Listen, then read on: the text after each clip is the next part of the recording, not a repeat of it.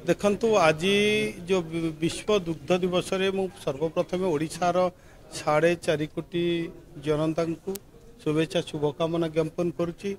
आज हूँ जो विश्व दुग्ध दिवस बा जातीय दुग्ध दिवस ए भर्गीज कुरियन जे कि श्वेत विप्लव दुग्ध विप्लवर जनक तांकर जन्मदिन को मन पकड़ापी आज दिवस को पालन करा जाउची।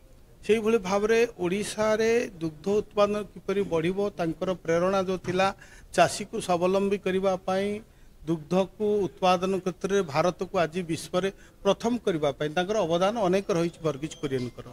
एही परिप्रेक्षी रे ओडिशा रे मध्य आमर दुग्ध उत्पादन किपरि भाव वृद्धि पाइबो।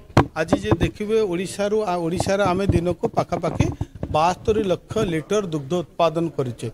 तेणु आमर लक्ष्य रही आम सरकार लक्ष्य रही आपको 2029 सुधा आम डबल केमती करवा दुग्ध उत्पादन से क्षेत्र में आज सरकार काम करुँच। जो मुख्यमंत्री कामधेनु योजना जो आम प्रिय मुख्यमंत्री योजना आज लोकप्रिय हो पारी पाखापाखि 80,000 रु अधिक चाषी भाई भौणी मैंने आवेदन आज कर सारी जो थे कि आमे 2टी गाई मुख्यमंत्री कामधेनु योजना रे 2,30,000 टंका ए 70% सब्सिडी दि जाउची जा फल के 1,61,000 टंका सीधा चलक चाषी सब्सिडी पाउची।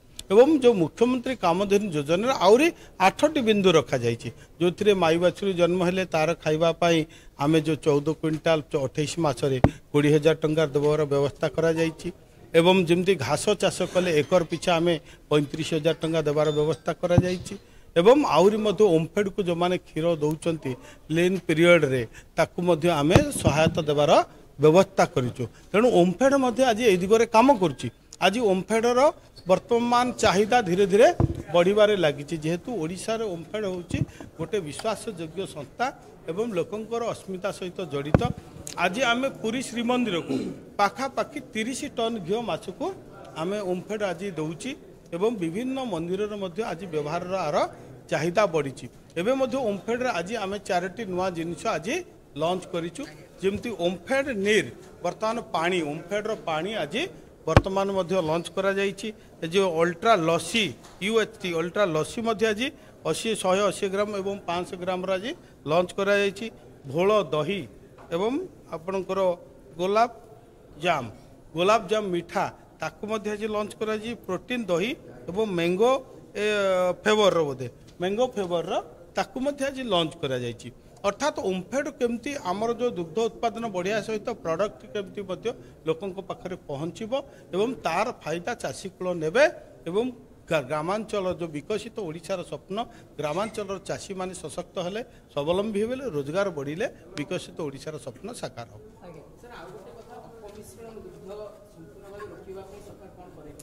देखंतु आम सरकार सबुबले जेहेतु अपमिश्रण को आमे केबे मध्य प्रोत्साहन दौना जो माने अपमिश्रण करुचंती सेमानक विरुद्ध रे दृढ़ कार्यानुष्ठान मध्य ग्रहण करा जाउची।